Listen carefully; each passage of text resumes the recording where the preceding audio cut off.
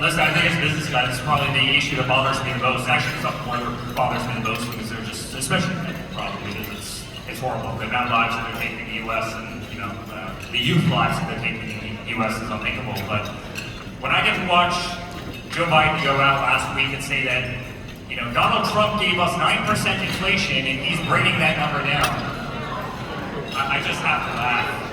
The first thing that Joe Biden did when he got in office was the Keystone XL pipeline, right?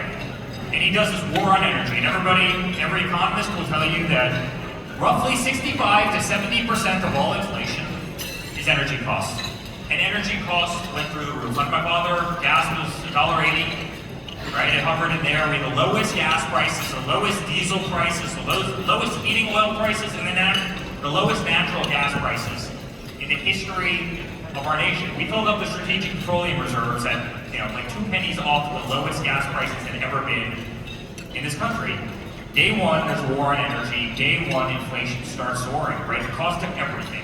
You go to Home Depot, you want to buy a 2x4, it's $15. A sheet of plywood goes to $80 in this country. I mean, everything goes through the roof.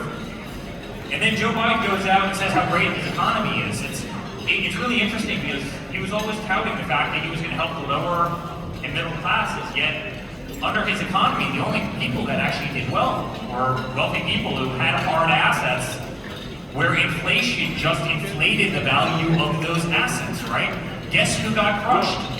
People whose wages didn't go up nearly the same amount as their rent, as their groceries, as their eggs, as their fuel, as other, consumables that they were otherwise putting in their mouths. And he's really crushed this country. He's made it devastating. Second of all, you've got one of the strongest dollars you've ever had. What does that do, right? That sounds like a beautiful thing, but it's not a beautiful thing. It just drives all our manufacturing overseas. So, as my father was bringing manufacturing back to this country, because he was actually promoting the U.S. workforce and he was deregulating our country and the biggest tax cuts in the history of our nation, manufacturing was coming back here. We were proud to manufacture great products again, and we can do it better than anybody else in the world.